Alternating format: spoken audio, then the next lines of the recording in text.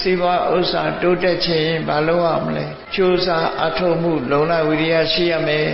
ဘာလုပ်ပြီးဆိုရင်အထောက်ကြိုးပမ်းမှုဟာအရေးကြီးတယ်အဲ့ဒါလိုကြိုးပမ်းအထောက်တဲ့အခါမှာ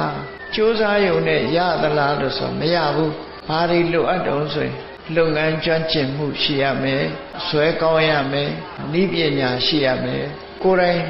ဆောင်ရွက်နိုင်စွမ်းရှိရမယ်စီမံခန့်ခွဲတတ်ရမယ်